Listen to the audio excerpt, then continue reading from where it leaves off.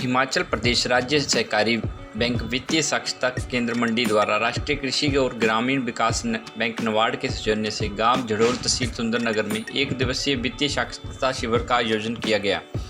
इस कार्यक्रम का आयोजन हिमाचल प्रदेश राज्य सहकारी बैंक जिला कार्यालय मंडी से वित्तीय साक्षरता समन्वयक राकेश ठाकुर ने किया। उन्होंने कहा कि एक आत्मनिर्भर व्यक्ति अपने स्वयं के लिए सहारा बन सकता है। अगर कोई व्यक्ति स्वयं आत्मनिर्भर रहता है तो उसे किसी और के सहारे की जरूरत नहीं पड़ती है।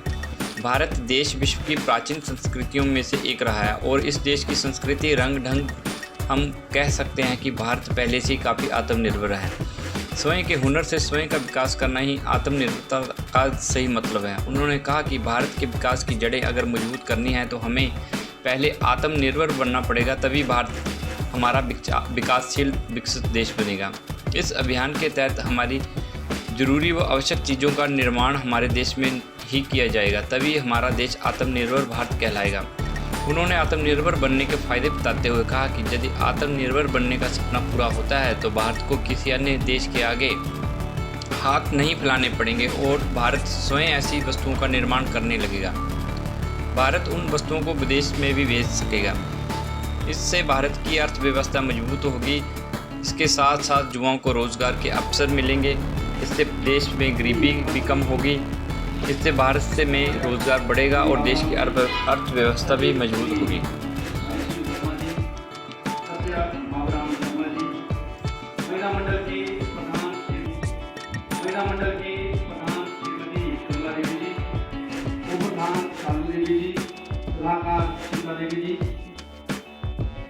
और सदस्य हरिराम जी, पंचायत के हमारे सदस्य समी देवी जी, पंचायत के आज के कारण हमारा राज्य में काफी नुकसान हुआ।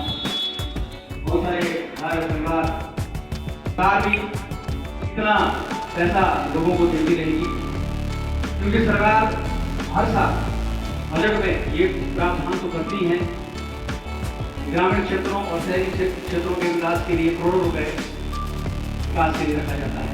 लेकिन इसके साथ फिर भी वही जो अमाउंट है वो डे बाई डे हर साल बढ़ता रहता है। तो इससे बेहतर हमारे जो ग्रामीण क्षेत्र होनी भी चाहिए। तो इसके तहत अगर हम सेविंग करते हैं तो ये सेविंग, अगर आपके पास इनकम है और इनकम आपकी अच्छी खासी है, मान लेते हैं दो व्यक्ति हैं, एक लाख रुपए कमा रहा है और एक 20,000 रुपए कमा रहा है, आपको फाइनेंशियल नॉलेज की कमी है। और अगर आप 20,000 कमा रहे हैं और उसमें से 15,000 रुपए बचा रहे हैं तो आप एक अच्छे वित्त के बारे में जानते हैं, समझते हैं। तो खर्च करना समझदारी के साथ खर्च करना अक्षर कर सके, इसी कार्यक्रम का यह उद्देश्य है, जिसके पीछे एक उद्देश्य छिपा है और वो है आत्मनिर्भर व्यक्ति को आत्मनिर्भर बनाना, सहकारी संस्थाओं को आत्मनिर्भर बनाना, जिससे कि हमारा देश आत्मनिर्भर बन सके। तो स्टडी में मैं आगे इस कार्यक्रम को चलाने से पहले आप लोगों को एक ऐसी सहकारी सभा के बारे में एक सक्सेस स्टोरी यहाँ पे प्रोजेक्टर के माध्यम से दिखाने जा रहा हूँ।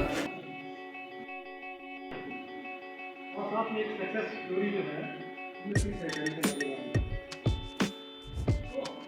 एक अच्छी बात है, एक मिलजुल के काम करने को भी। अब लेकिन बात यह है कि ये सहकारी सभा बनती कैसे, ऑपरेटिव सोसाइटी बनती कैसे, ये ज्ञान जो है आप लोगों के लिए हमारे बीच में महिला मंडल की सदस्यों की उपस्थिति ऑनलाइन स्कूल हैं। फिर ये जो है ये के पास है तो ऑनलाइन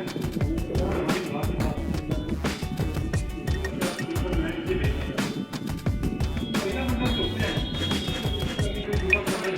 इसकी संस्थाएं होती हैं जो आपके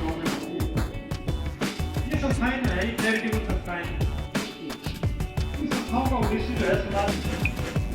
लेकिन ये जो आपको सक्सेस स्टोरी बताई गई, मैं आपने देखा बच्चे महिलाएं काम कर रही थी, ये एक